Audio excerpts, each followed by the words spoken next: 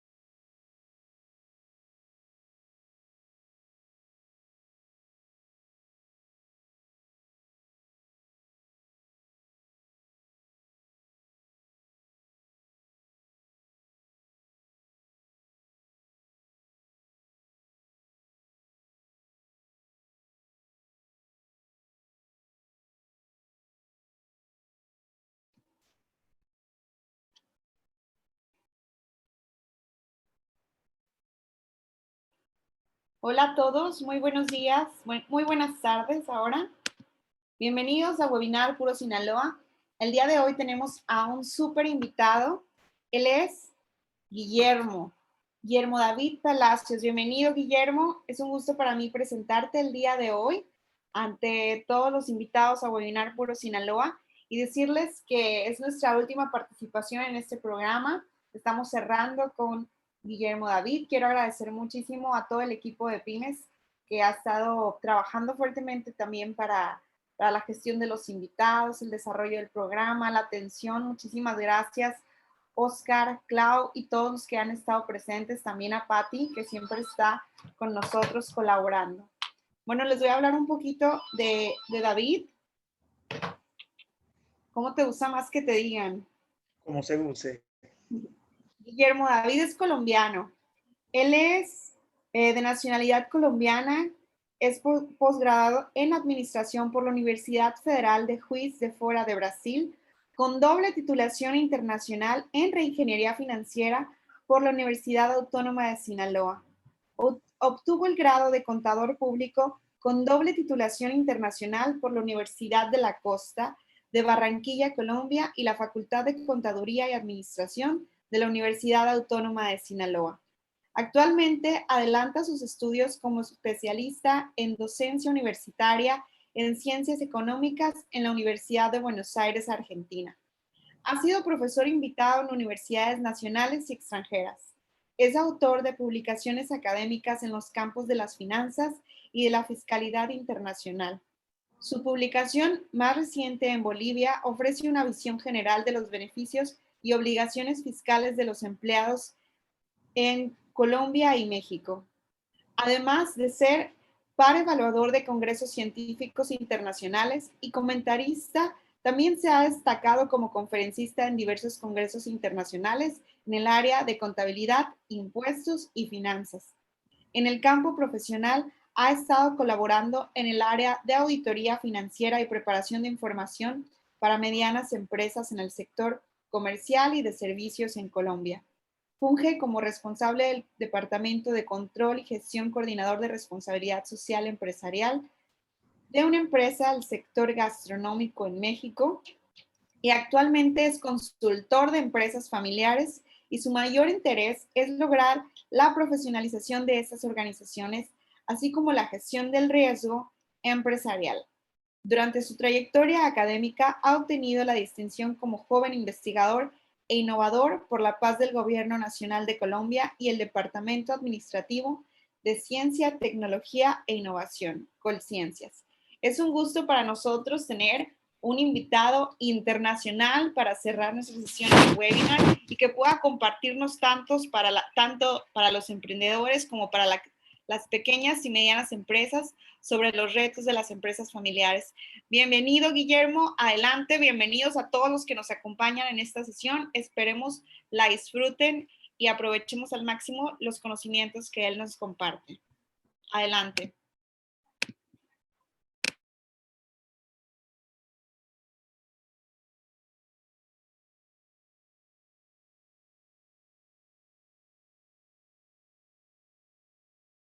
Mujeres empresarias y por supuesto todo ese tejido y ese ecosistema empresarial y educativo que es importante para lograr el desarrollo económico, ¿no? Y regional, por supuesto en Sinaloa y en toda Latinoamérica.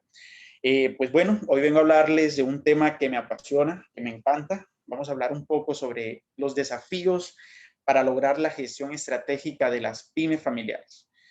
Y debo comenzar diciéndoles que hablar de las pequeñas y medianas empresas a nivel general es hablar sin duda de los negocios que constituyen parte fundamental y la columna vertebral de la economía no solamente a nivel Latinoamérica, sino alrededor de todo el mundo. Hablar de las pymes es hablar más allá de su contribución económica, hablar de organizaciones que contribuyen a la cohesión social. Pero hablar de negocios familiares se vuelve sin duda alguna un tema extraordinario. Precisamente la configuración de la empresa familiar en cada una de sus fases, configuración dueño, fundador, configuración hermanos y configuración de federación de primos y hermanos, hoy se ha convertido en un tema que se ha discutido en todos los ámbitos, tanto académico como profesional, y hemos estado discutiendo cada uno de los retos y, por supuesto, llevando a cabo estudios y otros apoyando la gestión de esas organizaciones.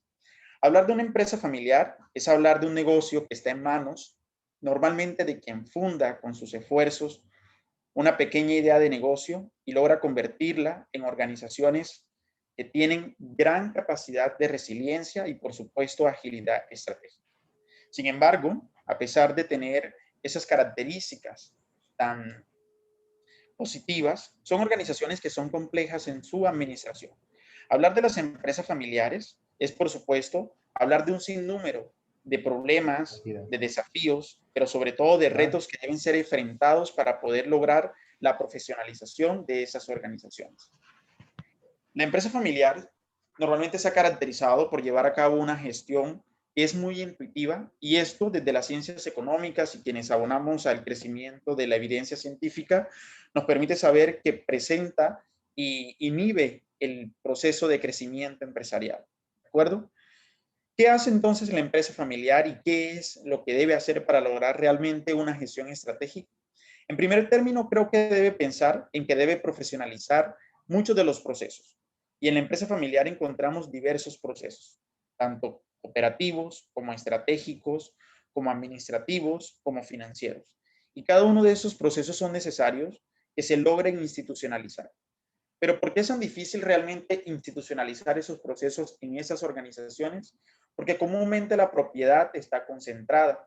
Y cuando la propiedad está concentrada, normalmente en un fundador, eso me lleva a que yo ejerzo el control y por lo tanto no existe un interés más allá para yo realmente colocar en práctica un sistema de control gerencial en el día a día de la empresa.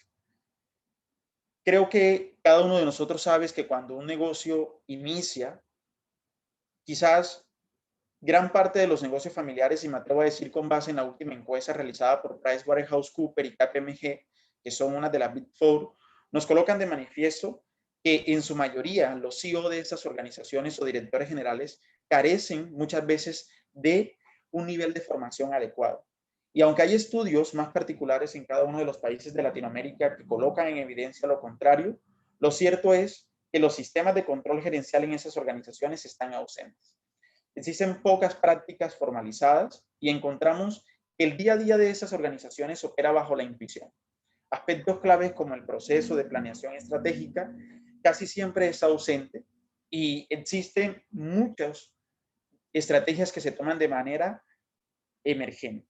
Y eso quizás da lugar a una serie de problemas que se materializan en riesgos empresariales para esas organizaciones.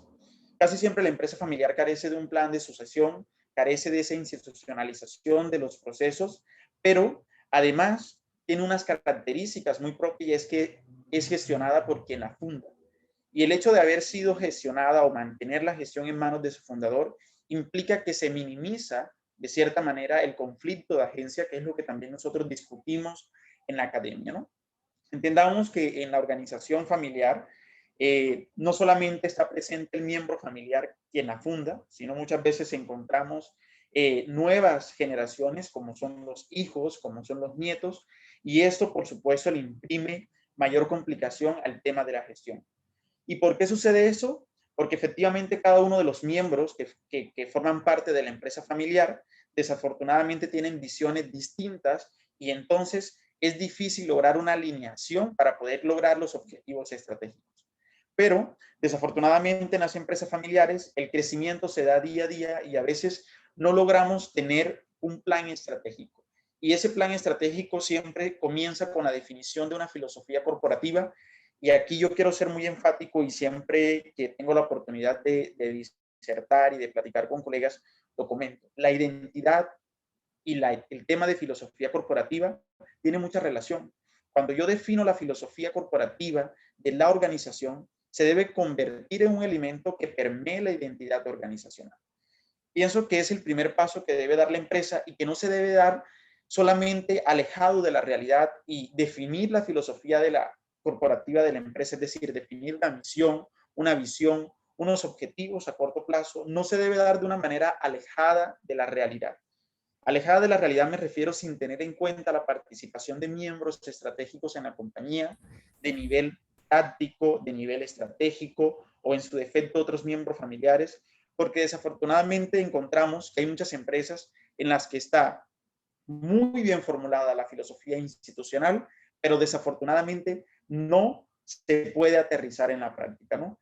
Y cuando nosotros tenemos una filosofía corporativa que nos queda grande o que nos queda pequeña, entonces no expresa la realidad de la empresa. Eso va entonces a generar unos problemas de engagement con el personal y eso va a dar lugar entonces a unos problemas que se materializan con conflicto de interés. Y entonces nosotros, como consultores de empresas familiares, en primer término siempre buscamos conocer cuál es la razón de negocios, cuál es esa razón de ser, del por qué está existiendo esa empresa familiar. Siempre encontramos que existe una necesidad y una gran relación con querer dejar un legado de la familia y entonces cuando nosotros hablamos de la empresa familiar, muchas veces estamos hablando de su fundador o de sus fundadores. Por lo tanto, existe un riesgo y casi siempre implícito en que dejar perder la empresa familiar o afectar la empresa familiar es afectar la reputación de la familia.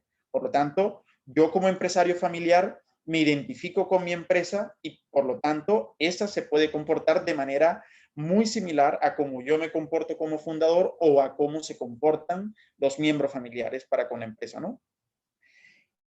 Esa situación de que el fundador o los fundadores mantengan la propiedad de la empresa y participen en el día a día de su gestión, realmente le imprime a la empresa unos ciertos desafíos. ¿Y cuáles son esos desafíos? Lo que en un primer momento les comenté.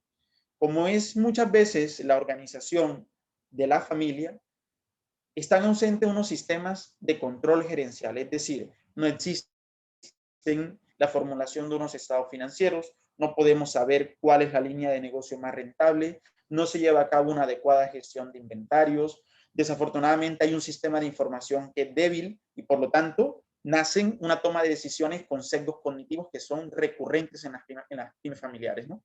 Yo como empresario familiar doy lugar a unas decisiones que no pasan por un proceso decisorio profundo y más bien lo hago de una manera muy emergente, muy rápida, ¿no?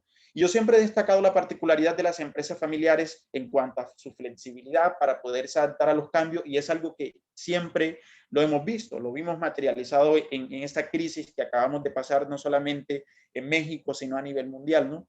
Muchas empresas cerraron. Yo creo que hoy podemos hablar de un nuevo término, ¿no? Es el desempresario. Hay muchos desempresarios ahorita que están en una fase crítica, pero también vimos que muchas organizaciones y en su mayoría empresas familiares pudieron responder con una resiliencia bastante adecuada y por supuesto también presentaron un nivel de agilidad estratégica extraordinario, ¿no? Creo que esos factores son muy, muy importantes para poder lograr la permanencia y la continuidad de las organizaciones y más de esas empresas familiares, ¿no? Pero hay otra parte que es muy importante y que hoy creo que los negocios tienen que centrarse y tiene que ver con ese valor compartido que hay que comenzarle a forjar dentro de nuestras organizaciones, ¿no? Y ese valor compartido es lo que hoy comúnmente conocemos como responsabilidad social empresarial, que realmente es un tema que hoy nos viene a hacer reflexionar a quienes somos consultores, académicos y empresarios, de ver cómo comienzo yo a crear valor en la empresa y cómo comienzo yo a crear ese valor dentro de la organización, ¿no? Y por lo tanto, eso forma parte de un proceso de profesionalización dentro de la empresa familiar.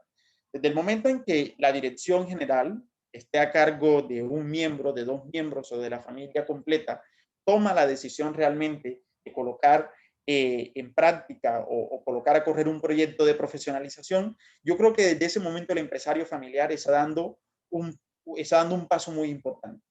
¿Por qué precisamente? Porque el tener profesionalizada la empresa realmente me va a permitir a mí crecer y sostenerme en el mercado.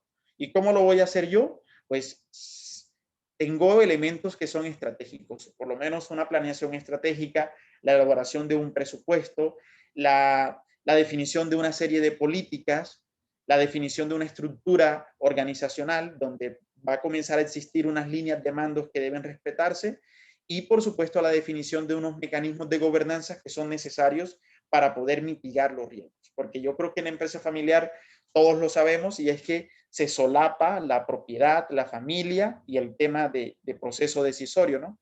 Y entonces la relación familia afecta en las decisiones, la relación afectiva que yo comienzo a establecer con quienes forman parte de la empresa puede también generar conflictos dentro de la organización y entonces yo como empresario familiar necesito buscar alternativas para yo lograr definir mecanismos de gobernanza que disten de lo carismático y que entren en un proceso más racional, ¿no? Cuando hablamos de una organización hablamos de algo que requiere de control, que requiere de un proceso administrativo y que el hecho que sea familiar no la exime de ello, ¿no?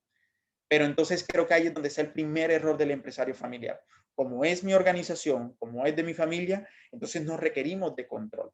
Y creo que en ese desinterés por el control encontramos que hay empresas que muy difícilmente pueden trascender, pueden consolidarse y por supuesto pueden actuar con agilidad estratégica, ¿no? Estamos ahí ahorita donde el valor de la empresa no está en los activos tangibles que posee. Hoy estamos hablando de que el valor de la empresa está centrado primero en su capital humano y segundo en la información. Hoy tenemos retos importantes para las organizaciones familiares a los cuales tienen que enfrentar nuevas herramientas que comienzan a nacer, como lo es el Machine Learning, el Big Data, el tema de analítica de datos. Son sin duda algunas nuevas alternativas que van a permitir a los negocios revolucionarse y posicionarse, ¿no? Y muchas veces decimos, bueno, ¿qué es lo que sucede, no? La empresa familiar tiene ciertas características particulares que son un bajo nivel de capacidades organizacionales. Y ese nivel bajo de capacidades organizacionales, ¿a qué lo atribuimos? Yo, en primer término, cuando reflexiono en torno a este tema, lo digo, comienza por la universidad, ¿de acuerdo? Estamos teniendo unos estudiantes formados en el área de ciencias económicas que pasan 1, 2, 3, 4 años y que nunca se han acercado a entender las dinámicas de las organizaciones. Creo que aquí la universidad debe comenzar a jugar un rol diferente a través de proyectos de extensión o proyectos de innovación con ese tejido empresarial y entonces a partir de esas alianzas estratégicas que se puedan crear entre la vinculación universidad-empresa, vamos a poder profesionalizar el tejido empresarial, no solamente de Sinaloa. Yo pienso que a nivel Latinoamérica y mundial esto es necesario. Esto sin duda va a permitir que la empresa comience a forjar capacidades organizacionales que son necesarias para su crecimiento y para su desarrollo. Necesitamos un empresario que también tenga apertura a los cambios y creo que aquí también es otro tema bastante difícil porque cuando yo como empresario tengo 6, 7 años gestionando mi negocio familiar de la forma como lo he hecho, muchas veces me resisto a ese cambio. Y al resistirme a ese cambio, yo me estoy resistiendo a la posibilidad de aprender cosas nuevas, de poder innovar en un modelo de negocio, de poder hacerlo más rentable, porque si yo no tengo información, es que yo no entiendo cómo hacen una evaluación financiera del proyecto. Yo siempre pregunto a los empresarios familiares, bueno, ¿cuál es su medida común de rendimiento? Y casi siempre me dicen los ingresos y siempre lo refuto. El ingreso no necesariamente guarda una relación directa con el grado de rendimiento. Es decir, yo tener más ingresos no significa que mi empresa va para bien, ¿no? Pero cuando yo entonces dentro de la empresa familiar comienzo a usar esas herramientas de control gerencial, es decir, defino un sistema de información, mantengo un sistema de información, me van a decir, Guillermo, ¿qué es eso en términos prácticos? Es quizás que exista un inventario, que exista un proceso para emitir una orden de compra, que exista un proceso para hacer la reposición de fondos, que el dinero no se entregue con base nada más en un mensaje. Todo eso da lugar a información, información que luego puede ser procesada, que luego puede ser analizada y sé que puede ser de valía para la toma de decisiones. Hay otro reto difícil en las empresas familiares y es cuando la empresa familiar toma realmente la decisión de comenzar a colocar en prácticas estas herramientas, estos instrumentos, y esos son procesos que son paulatinos. Pero el empresario familiar muchas veces tiene una visión muy inmediata de las cosas, muy cortoplacista y a veces se desgasta rápidamente, ¿no? ¿Por qué se da eso? Simple y sencillamente porque la empresa familiar actúa con una flexibilidad. Y yo pienso que el empresario también tiene que tener la capacidad de entender que esos procesos que son necesarios para lograr la profesionalización del negocio requieren sin duda alguna de un cambio en su cultura organizacional. Una empresa que ha operado 15 años sin un sistema de control administrativo gerencial no lo puede hacer de un día para otro, ¿no? Eso es exactamente igual, por lo menos cuando yo llegué a México. No podía de un día a otro adaptarme a comer chile cuando 15 años de mi vida jamás lo había probado. Comer tortilla todos los días no era fácil para mí. Entonces, se demanda de un proceso que es necesario y que requiere también de maduración para poder institucionalizar estos procesos. ¿Es difícil? Por supuesto que lo es. Entonces, yo necesito de un refinamiento cultural y ese refinamiento cultural debe ser acompañado, sin duda alguna, de personas que son especializadas en el área, personas que nos dedicamos a entender esas dinámicas y que a largo plazo le vamos a comenzar a ver retorno a esa inversión. Y siempre me preguntan, bueno, ¿dónde está el retorno realmente de yo profesionalizar mi empresa? Yo lo primero que digo es, ok, puedes tomar decisiones en cuál línea de negocio puedes cerrar. Puedes saber cuál es el grado de eficiencia que están presentando tus unidades de negocio. Puedes tener conocimiento de cuán adecuada es la gestión de tus inventarios, de si los términos de rentabilidad que te están presentando actualmente las unidades de negocio son las que usted está deseando. Podemos evaluar si el modelo de negocio que nosotros realmente tenemos es competitivo o no es competitivo y esto nos da dirección. Y al darnos dirección, entonces nosotros como empresarios familiares podemos sin duda ajustar cada uno de los cambios y cada uno de los desafíos que tenemos en la empresa, ¿no? Ajustarnos a estas demandas para en el día a día yo poder responder de la manera acertada a estos desafíos. Otro tema que es muy importante para reflexionar en el ámbito de la empresa familiar tiene que ver con la descentralización. Yo creo que la descentralización es un aspecto que sin duda contribuye al crecimiento de la empresa y que se vuelve el problema más recurrente en esas organizaciones. Yo como empresario familiar normalmente nací con el negocio y por lo tanto sé realizar cada una de las actividades, pero creo que es fundamental comenzar a descentralizar y entonces salir de la rutina del día a día para yo poder dedicar tiempo a cuestiones más estratégicas. ¿De acuerdo? Y esas cuestiones estratégicas tienen que ver con cómo trazo yo la estrategia empresarial para yo poder crecer en el mediano y en el largo plazo. Muchas veces yo tengo un objetivo estratégico que está todo el tiempo aquí, que está todo el tiempo aquí. Encontramos que en las empresas familiares no existe por lo menos un cuadro de mando integral, no existen por lo menos Key Performance Indicators o indicadores claves de desempeño y muchas veces los vemos como términos alejados de la realidad de la empresa familiar. Es que eso lo hacen las empresas grandes y no. Tienes ventas, produces, comercializas y por lo tanto eso da lugar a que requieras de indicadores claves de desempeño para entonces saber cómo va la gestión del negocio, ¿no? Conocer realmente cuál es el nivel de cumplimiento de la meta, conocer realmente cuáles han sido las variaciones en el costo de producción, conocer cuál ha sido la rentabilidad de tu negocio durante este mes respecto al anterior. Son medidas que cualquier empresario, indistintamente del sector al que pertenezca, anhela saber. Y muchas veces dejamos esto a la intuición y es aquí cuando nacen los sesgos cognitivos en la toma de decisiones. Y eso a largo plazo nos puede llevar a problemas estructurales en los cuales damos o presentamos errores en una adecuada fijación de precio. Desafortunadamente eso puede impactar en un nivel de ingreso que es deficiente para yo poder soportar una estructura de costos fijos y entonces, como es un nivel de ingreso inadecuado, yo comienzo muchas veces a tomar decisiones de recorte de personal o una estrategia de remuneración inadecuada y eso da lugar entonces a otros riesgos relacionados con una alta rotación de personal, problemas de retención y así sucesivamente eso va dando lugar a otros problemas asociados como una pérdida de reputación, ¿no? Yo creo que hoy lo que ha sostenido a las empresas familiares es la reputación. Ese legado que existe o esa relación que existe entre familia y empresa me permite a mí crecer, me permite a mí posicionarme. Pero también en cualquier momento lo que haga la empresa lo van a relacionar con conductas de la familia directamente.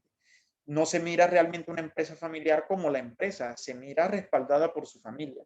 Entonces el empresario familiar necesita esa información procesada y analizada. Creo que una recomendación que le puedo dar a los empresarios familiares es, tienen que aprender a tomar una posición estratégica de la empresa, tienen que aprender a realmente dejar lo operativo de lado, y esto a largo plazo puede generar muchos beneficios. Creo que el empresario familiar también tiene que reflexionar en torno a cómo centraliza las decisiones y a cómo hacer ese ejercicio de descentralización de manera paulatina, porque no se trata de dejar la empresa en manos de primos, en manos de hermanos o en manos de personas que quizá no conozco, ¿no? Se trata de que yo como empresario familiar también necesito calidad de vida y tengo que entender que toda la vida no voy a estar al frente del negocio, que en cualquier momento puedo irme y partir de este mundo y la empresa, yo anhelo que continúe, ¿no? Por lo tanto, yo también tengo que prepararme para ver cómo hago un proceso de sucesión generacional exitoso, y ese proceso de sucesión generacional también le imprime muchos problemas a la empresa, ¿no? Lo común, tenemos hermanos que tienen una visión no compartida, tenemos una mamá que de pronto puede o no participar en el negocio, tenemos la visión de la familia política que no está de acuerdo con continuar con el legado familiar, pero eso no se hace después de la muerte, ¿no? Creo que el proceso de sucesión se debe enfrentar con anterioridad para entonces poder preservar ese legado familiar, poder lograr que la empresa familiar continúe, que la empresa familiar logre consolidar y pueda ser realmente un músculo financiero para la familia, ¿no? Y yo creo que el centralizar las decisiones en la empresa familiar a mediano plazo, una vez que la persona o que el fundador o que ese grupo fundador sale, genera complicaciones en la empresa. Porque yo centralizo las decisiones, yo soy el único que sé resolver y no enseño a quienes están al mando a poder hacerlo. Por lo tanto, el día que yo me enfermo, el día que ya no puedo más con la empresa se viene abajo, ¿vale? Entonces, creo que el empresario familiar aquí necesita hacer un proceso de reflexión crítico, necesita entender que no lo puede todo, que no es omnipresente, que no es inmortal y que más bien está gestionando una empresa que tiene capacidades, que tiene ciertas virtudes, pero que también enfrenta desafíos y que no los puede enfrentar solo, ¿no? Yo no soy todólogo, siempre lo digo, cuando quizás me preguntan sobre otras áreas. Creo que cada quien es especialista en sus áreas y yo como empresario familiar no puedo pretender jugármela toda en el terreno empresarial, ¿no? Creo que por eso realmente existen especialistas en finanzas, en administración, en recursos humanos, y creo que aquí también es algo importante hacer un llamado al gobierno a ver cómo puede establecer esas alianzas a partir de un grupo de profesionales que realmente se dediquen a apoyar esos procesos de profesionalización, ¿no? Y aquí es cuando estamos hablando también de un ecosistema empresarial que necesita ser competitivo, y que el ser competitivo nos beneficia a todos, nos beneficia a la sociedad, nos beneficia a quienes somos egresados de las carreras de las ciencias económicas y administrativas, por supuesto que beneficia al gobierno del Estado y al Estado a nivel general, porque una empresa formal es una empresa que sin duda va a contribuir a través del pago de impuestos. Y yo creo que para nadie es un secreto que gran parte de las empresas familiares operan en la informalidad y no es un fenómeno que solamente ocurre en México, ¿no? Y la pregunta que hay que hacerse también como Estado y como política también es, ¿cuál es el motivo? ¿Qué me motiva a mí quizás estar en la informalidad como empresario, ¿no? Entonces creo que aquí también es una cuestión de política, de formalizar esfuerzos para ver cómo ayudamos a que esos niveles de informalidad de la empresa familiar también puedan ser disminuidos y, por supuesto, crear en esas empresas familiares capacidades organizacionales. Porque entonces el empresario familiar que está en la informalidad le tiene miedo porque tengo que pagar impuestos y ya. Y por eso no me formalizo. Pero detrás de ese proceso de no formalización, tengo que entender que tengo empleado un sinnúmero de personal, desafortunadamente, que está en la informalidad y que entonces yo como empresa también estoy aportando poco al crecimiento económico, ¿no? Porque son personas que también van a enfrentar informalidad. Informalidad al querer acceder a un crédito hipotecario, al querer acceder a un crédito de consumo, lo estamos limitando. Entonces yo creo que el tejido empresarial, específicamente de negocios familiares, necesita una atención más próxima por parte de autoridades gubernamentales, necesita una actuación más proactiva por parte de las instituciones educativas, y necesitamos también, de cierta manera, empresarios que se comprometan con estos procesos de profesionalización, ¿no? Es decir, que sean conscientes que la intuición siempre es buena, pero la intuición acompañada de un poco de juicios objetivos va a darte algo mejor, ¿no? Hay que salir también de esa mentira de que yo me la sé todo. En cualquier momento el proceso decisorio puede fallar y entonces la estrategia que yo supuestamente había definido no pudo haber tenido éxito, y si no tiene éxito, entonces la reputación de la empresa y la continuidad del negocio se compromete, ¿no? Y esto va a dar lugar a un sinfín de riesgos empresariales que muchas veces el empresario no sabe manejar. Otro problema que vemos comúnmente como consultores y cuando preguntamos qué te detiene a iniciar un proceso de profesionalización, tiene que ver con la capacidad económica de la empresa, ¿no? Y vuelvo y digo, a veces el empresario familiar también tiene una visión un poco cortoplacista de que si estoy pagándole a un especialista, yo necesito ver retorno el día de mañana, ¿no? Entonces, yo creo que el empresario familiar tiene que ser consciente que para nosotros como consultores poder institucionalizar procesos dentro de la empresa, estamos nosotros hablando de un proceso de refinamiento cultural en varios niveles organizacionales. Un nivel estratégico, un nivel táctico y un nivel operativo que necesita realmente de vivir el proceso y no lo vamos a lograr de un día para otro, ¿no? Cuando yo tengo unos mecanismos de gobernanza carismáticos, es decir, yo contrato porque es mi primo, yo contrato porque es mi amigo, yo me llevo contigo porque te llevas súper bien conmigo. Esos son mecanismos de gobernanza que son carismáticos, ¿no? Entonces, pasar de eso a mecanismos de gobernanza más racionales y legales, es decir, donde existen normas y reglas escritas, donde se va a tener un apego a ese conjunto de políticas, no se hace de la noche a la mañana, ¿no? Existe un comportamiento organizacional que va a crear tensiones organizacionales y que necesitan irse limando esas asperezas, ¿no? Que son necesarias, por supuesto. Y cuando me preguntan quiénes son empresarios familiares, Guillermo, acá le apostamos, siempre he dicho que a un equilibrio, ¿no? El ser empresario familiar no significa volvernos duros, no significa dejar de pensar en quienes forman parte de la empresa, de ninguna manera. El profesionalizar una empresa familiar no significa contratar personas expertas, especializadas y que se salga la familia porque no sirve para nada. Yo creo que eso es algo ilógico, ¿de acuerdo? No hay mejor administrador que el dueño de su negocio. Ahí reducimos de salida un conflicto de interés tremendo, pero al momento de estar en la gestión sin concientizarse, sin saber que realmente es necesario entender procesos como la descentralización, como la puesta en marcha de sistemas de control gerencial, de sistemas de información, también lo hace caótico, ¿no? Entonces, yo quiero estar al frente, yo necesito aprender como director o como directora, ¿no? Y eso lo hemos visto por lo menos en estudios que se han presentado en toda Latinoamérica y a nivel general, ¿no? Acabamos por lo menos de tener los resultados de un estudio que fue llevado a cabo en Italia, donde se analizaba un grupo de empresas familiares gestionada por expertos, miembros no familiares, y otro grupo que era gestionada por miembros familiares. Y los resultados fueron muy similares, ¿de acuerdo? Con la diferencia de que en la empresa familiar esos costos eran menores. Pero sin duda estos empresarios tuvieron que pasar por un proceso de profesionalización para poder lograr una adecuada gestión empresarial, ¿vale?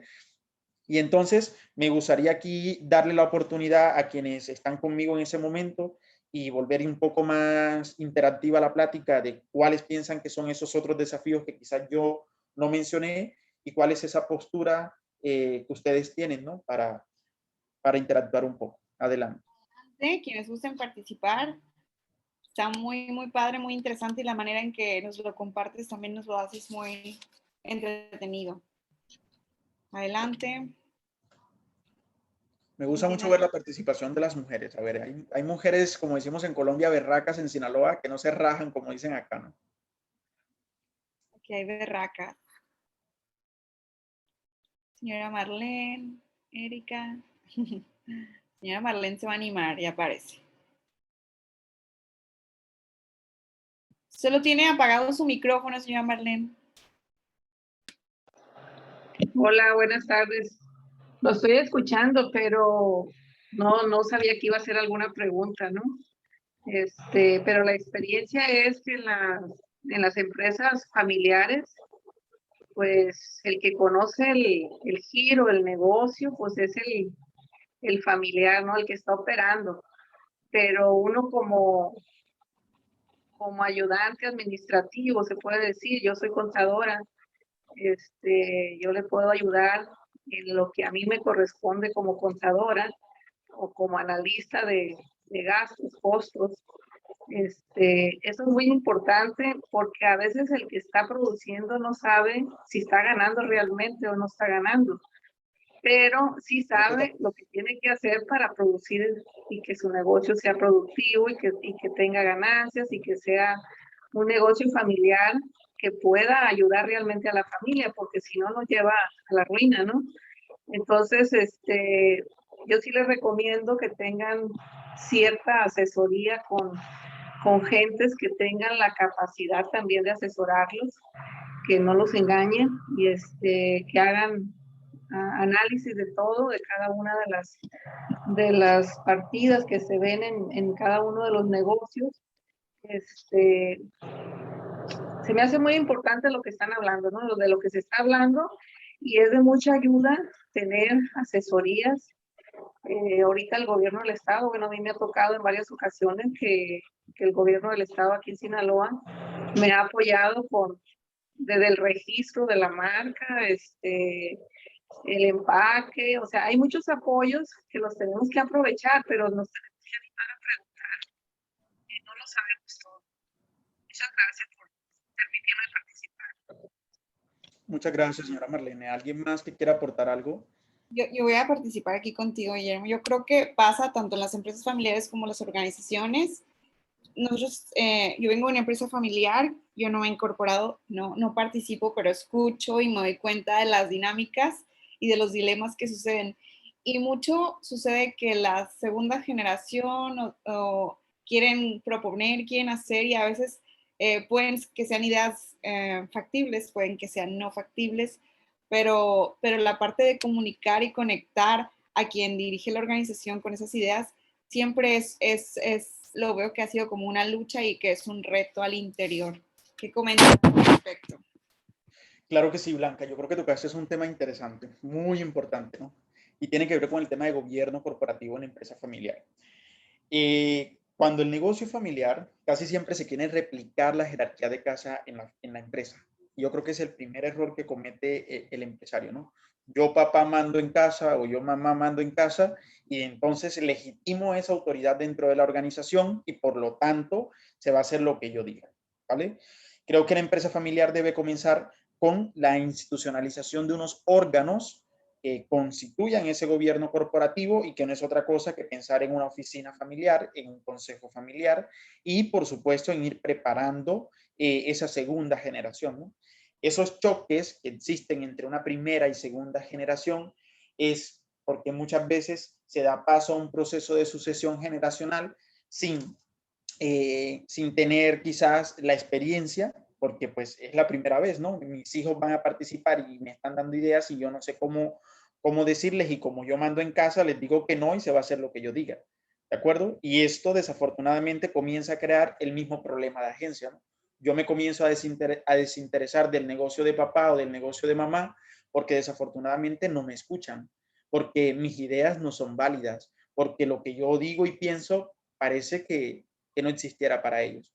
Entonces, yo pienso aquí que el ejercicio que debe hacerse por parte de los empresarios familiares es comenzar a pensar desde una fase temprana en cuáles van a ser esos órganos de gobierno corporativo que van a dar lugar a esos espacios, es decir, a una asamblea familiar, a un consejo familiar, a una oficina familiar, para ser escuchados esos temas. Y entonces no lo hagamos de manera rápida en el momento en que un hijo llegó y se sentó conmigo, papá, me parece esto, y a decirle que no.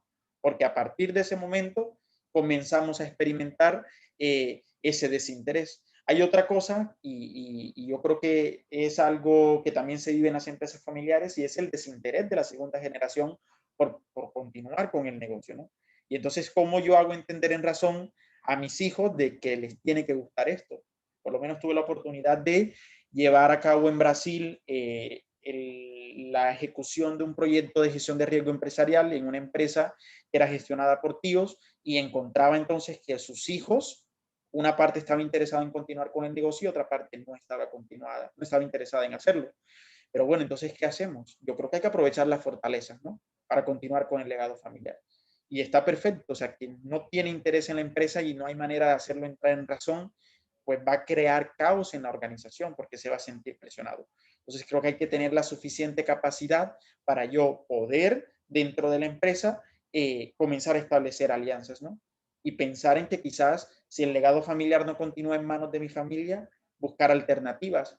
Y esas alternativas quizás es pensar en socios profesionales o en otros socios para darle continuidad a ese legado familiar, aunque mis hijos no se interesen. Hay algunas cosas que se han ido indicando desde la experiencia de empresas que han sido caso de éxitos en los procesos de sucesión, y es la participación temprana de los miembros de la segunda generación en los procesos de la empresa. Procesos productivos, procesos operativos, procesos estratégicos, y esto puede entonces lograr que esa persona tenga interés por participar en la organización, ¿no? De alguna manera. Otra cosa que también se ha ido haciendo desde la experiencia es las familias empresarias forjan a sus hijos como líderes de negocios para que se hagan cargo de la empresa. Y esto empieza desde que, hijo, tienes que estudiar, tienes que tratar de buscar un área de actuación dentro de la empresa, y tal vez no necesariamente tienes que ser contador, tienes que ser administrador, puede ser ingeniero de sistemas, puede ser ingeniero industrial, pero entonces creo que tengo que conectar con el propósito de esa segunda generación, ¿no? Porque yo como fundador, ¿cómo hago para que mi hijo se interese por ello? Buscar conectar con ese propósito. Y tal vez en algunos casos, Blanca, eso va a requerir que yo haga un ajuste en mi modelo de negocio, ¿vale? Significa que mi hijo por nada del mundo le gusta, no sé, el tema de pintura, y tengo que buscar una alternativa o un ajuste en mi modelo de negocio para ir migrando a cuáles son sus intereses. O creo que hay otra fase importante en las empresas familiares que tiene que ver con proyectos de innovación. Entonces, escucharte a ti, hijo, qué ideas traes interesantes para la empresa, y ver entonces yo cómo puedo engranar esa parte para que tú te sientas conectado con la organización y no necesariamente decirle un no y se va a hacer lo que yo siempre hice y se va a seguir haciendo aunque yo me muera, porque sabemos que eso va a generar un fracaso empresarial en el corto plazo. Asumir que hay prácticas que han hecho que las empresas funcionen y que sobrevivan, ¿no? También cómo se tienen que cuidar esos protocolos, esas dinámicas, y poco a poco ir incorporando las que innovan y llevan a la mejora. Claro que sí, eso es muy importante, y vuelvo y te comento, es un proceso, ¿no? No es algo que se hace de la noche a la mañana. Hay que ser pacientes y hay que hacerlo con tiempo, ¿no? Y no justamente en ese momento donde papá ya está tirado quizás en la cama o mamá está tirado en la cama y hijo, te voy a dejar la empresa, y jamás tuviste participación y siempre estuvo la decisión centralizada, y mañana entonces, ¿qué hacemos? ¿Por qué? Porque no existe un proceso, no existen procesos formalizados. No sabía quién eran los proveedores, no sabía cómo me contactaba con ellos, no existía una manera de saber cuáles eran los precios. Y aquí es donde el tema del sistema de control gerencial comienza a jugar un papel importante, ¿no? Porque la información es poder. Y en la información, el día que papá se va o mamá se va o los tíos se fueron, pues yo no tengo ni la menor idea de cuál era el rendimiento que ellos tenían. Entonces yo no sé cómo se fijaba un precio, yo no sé cómo hacer que el producto sea rentable, no puedo saber cuáles eran esas relaciones que estaban establecidas, ¿vale? Y eso limita el crecimiento y más que todo limita la permanencia y el éxito en los procesos de sucesiones generacionales dentro de las empresas familiares.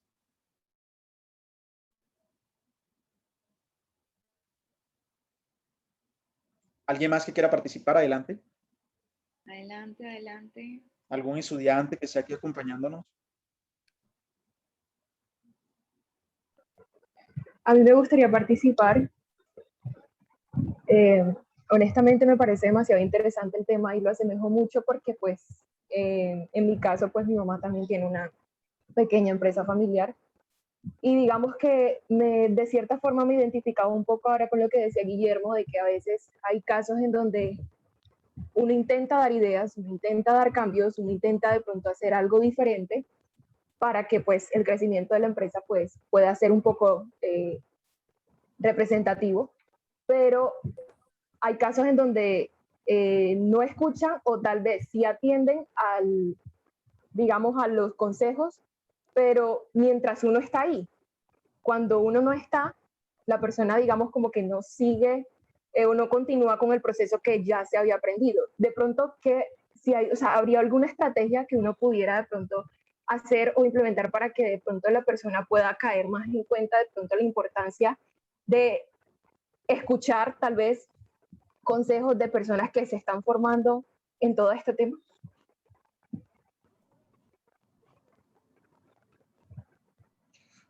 Muchas gracias, Ana Marcela. Bueno, yo creo que tocaste también un tema que es súper importante y es algo a lo que yo también le doy mente cada noche que quizás estoy en cama y reflexiono un poco en torno a este apoyo a las empresas familiares, ¿no? Yo creo que hay dos tipos de empresarios. Hay un empresario, y es como el ser humano, hay un empresario que va a aprender con base en el fracaso y hay otro empresario que va a aprender con consejos.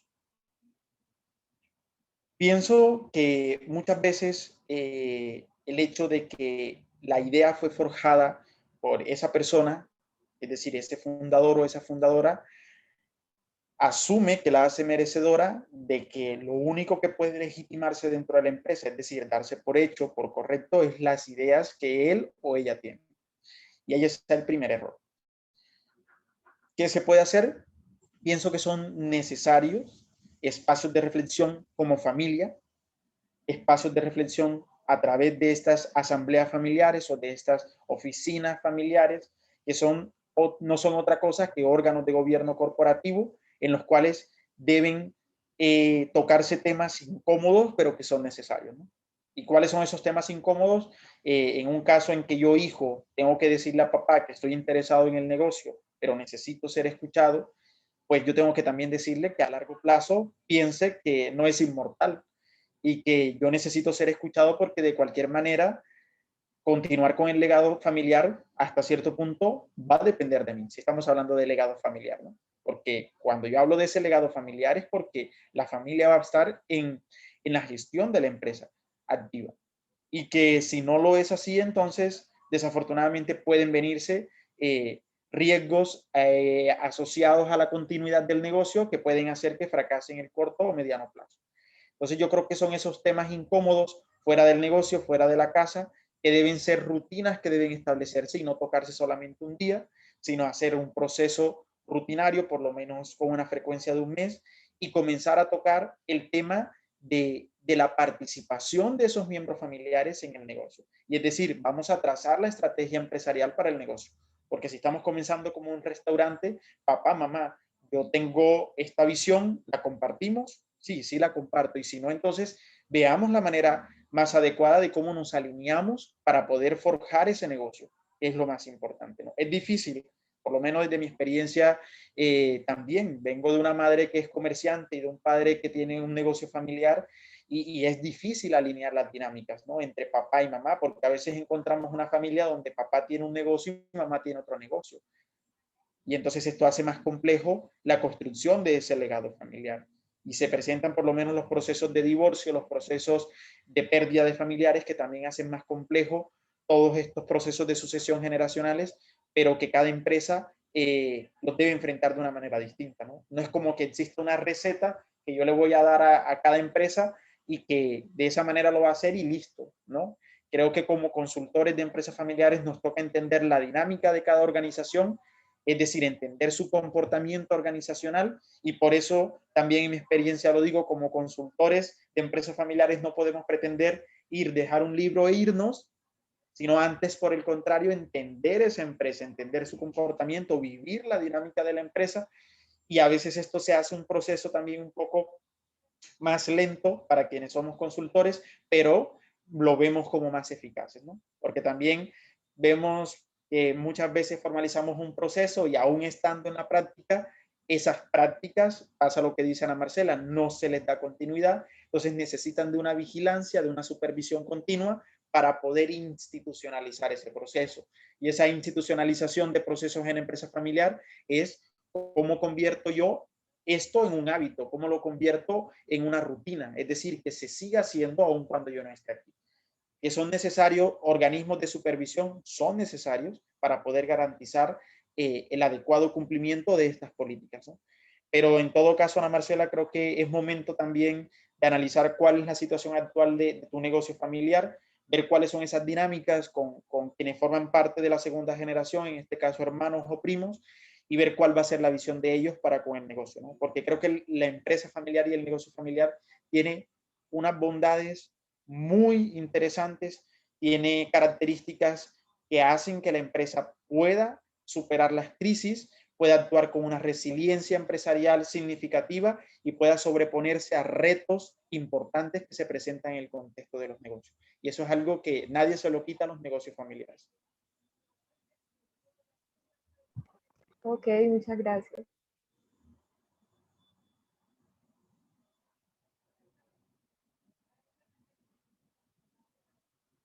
Creo que también nos acompaña un catedrático de Colombia, que creo que tiene un negocio familiar de la universidad también. Adelante.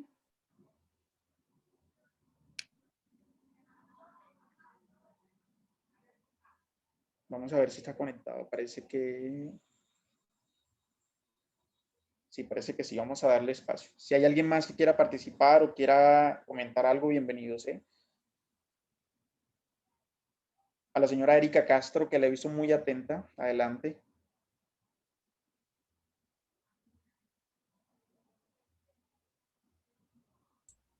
Buen día. Gracias, gracias. Aquí estoy aprendiendo. ¿Qué le ha parecido el tema? ¿Qué es lo que piensa que es más difícil en las empresas familiares? Pues buena parte las decisiones que se mantengan, ¿no? Precisamente porque hay mucha confianza, establecer cosas definidas y que se sigan haciendo, ¿no? El reto es que se sigan haciendo, como ahorita lo comentan. Muchas gracias. Yo creo que también el tema de confianza es algo que debe ser tomado en cuenta dentro de la empresa. Yo digo, como alguien que lo dijo en una ocasión, la confianza es buena, pero el control es mejor, ¿vale? Y a veces dentro de la empresa familiar damos lugar a eso, ¿no? A que confiamos en todo. No tenemos un proceso de tesorería adecuado, no tenemos un proceso de revisión continua de saldos, no tenemos un proceso quizás de revisión continua de los activos de la empresa y todo lo dejamos a la confianza. Y esa confianza en cualquier momento puede ser fracturada por distintos problemas de agencia y entonces la empresa puede quedar en el aire también, ¿no? Entonces, creo que el elemento confianza en la empresa familiar juega un papel fundamental, pero no se puede hacer la gestión de la empresa familiar solamente con base en el elemento confianza, ¿no? Es necesario el control administrativo, el control financiero, son necesarias poner en práctica esas herramientas de control gerencial, por lo menos esbozar en un primer momento un cuadro de mando integral va a ser interesante para nosotros, ¿no? Poder entender cómo se comporta la empresa en la perspectiva financiera, en la perspectiva del marketing, en la perspectiva de los procesos y en la perspectiva del aprendizaje organizacional a través de unos indicadores claves de desempeño que no sean numerosos porque tampoco hay que burocratizar esta organización, pero van a ser muy importantes para yo poderme dar cuenta qué tanto estoy creciendo o qué rumbo yo le estoy dando al negocio, ¿no? Y esto a veces no lo hacemos y el por qué no lo hacemos porque como empresario familiar no me las sé todas, no soy todólogo, ¿no? Entonces tengo que entender que quiero crecer, que no quiero pasar 24/7 en la empresa y que no está bien eso, ¿no? Creo que es importante la calidad de vida para el empresario familiar y es necesario formalizar, definir políticas, porque yo no puedo tener la empresa familiar como tipo ruleta, ¿no? Un tema decisorio muy complejo, muy dinámico, en el cual no logro institucionalizar procesos y las cosas se hacen en el día a día como yo mande. Y nunca se puede hacer un proceso sostenible o continuo y esto puede generar otro tipo de problemáticas dentro de la empresa que también la pueden llevar al fracaso. No digo que en el corto plazo, pero sí en el mediano plazo, ¿no? Entonces, eso es muy importante también para lograr realmente el éxito de los procesos de profesionalización de la empresa familiar, ¿no? Creo que también es importante que quienes están al mando de estas organizaciones se comiencen a preocupar un poco más en temas de formación. Necesitamos líderes empresariales con nuevas capacidades.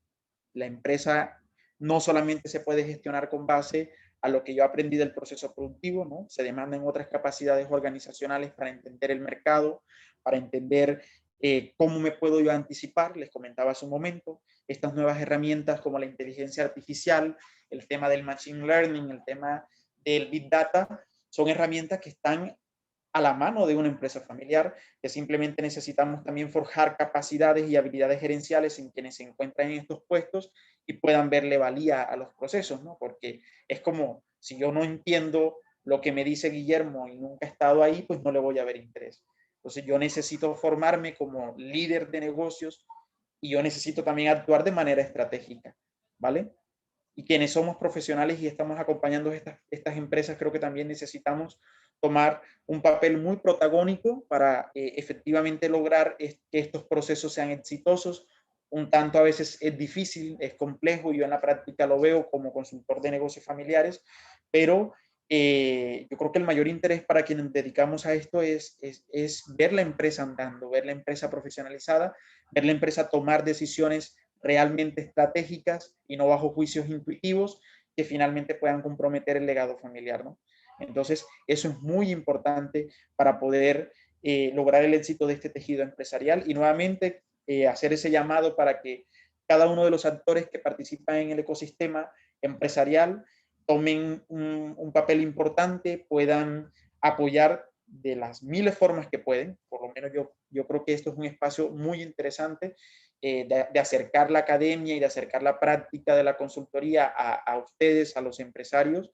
Esto es magnífico, ¿no? Y por supuesto también a través de las políticas públicas que se puedan formular y ejecutar a estos y se puedan focalizar más bien a este tipo de negocios, va a ser necesario para poder continuar con este crecimiento económico, ¿no? Sabemos que esta crisis nos impone un nuevo escenario económico en el que no solamente es necesario saber hacer un producto, ¿no? Hay que saber venderlo, hay que saber tomar decisiones y hay que saber ajustar nuestro modelo de negocio. Entonces, pues nada, muchísimas gracias.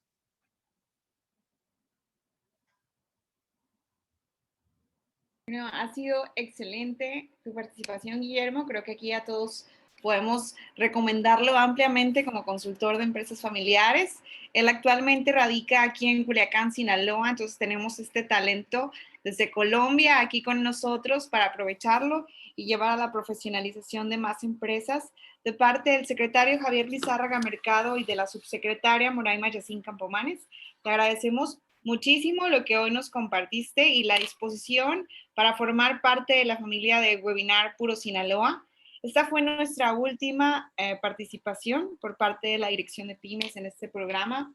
Estuvimos desde que arrancó pandemia hasta hoy. Yo creo que me voy a poner un poco sentimental también. Semana tras semana, las primeras semanas con 5, 6 conferencias por semana. El último año, 2021, ya estuvimos solamente con una participación a la semana, pero quiero agradecer y aprovechar este momento para agradecer a todos los que formaron parte de esto. Fue de manera voluntaria de cada uno de ellos la participación, agradecer a los consultores, empresarios, influencers y todos los perfiles, embajadores, funcionarios que nos estuvieron acompañando, que nos compartieron un poquito o mucho de lo que ellos tienen para ofrecer y que pues el objetivo era llegar y estar cerca de todos los estudiantes, emprendedores, micro, pequeños y medianos empresarios de Sinaloa que buscan también seguir aprendiendo y seguir profesionalizando sus negocios. Creo que siempre hay mucho por aprender. Este programa de webinar ha sido una herramienta muy valiosa que la Secretaría de Economía del Gobierno del Estado de Sinaloa ha tenido para estar cerca de todos ustedes. Hoy nos toca cerrar esto con Guillermo. Muchísimas gracias, Guillermo. No sé si gustas despedirte. Claro que sí, muchísimas gracias, Blanca. Gracias también a Sinaloa. Yo creo que tengo mucho que agradecerle y aprovechar también ese espacio por estos 8 años de tiempo que llevo aquí en esta hermosa tierra. Yo creo que ha sido muy, muy bonito y poder tener la oportunidad también desde mi posición de aportar a estos negocios familiares es muy bonito, ¿no? Creo que Sinaloa me ha dado mucho, contribuyó mucho a mi crecimiento profesional como contador, como magíster en el área de ingeniería financiera y hoy poder devolverle un poquito a esas empresas familiares que son tan importantes para el crecimiento económico es algo que me satisface.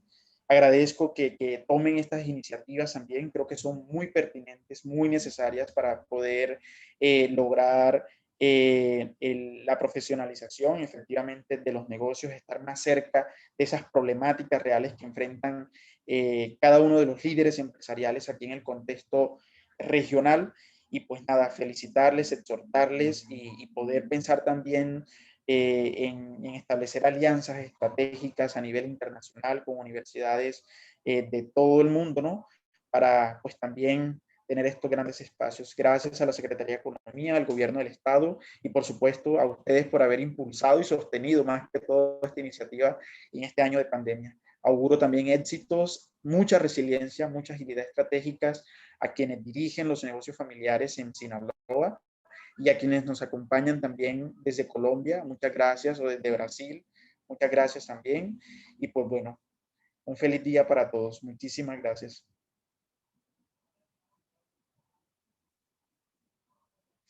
Muchísimas gracias, Guillermo. Gracias. Muchas gracias. Wow.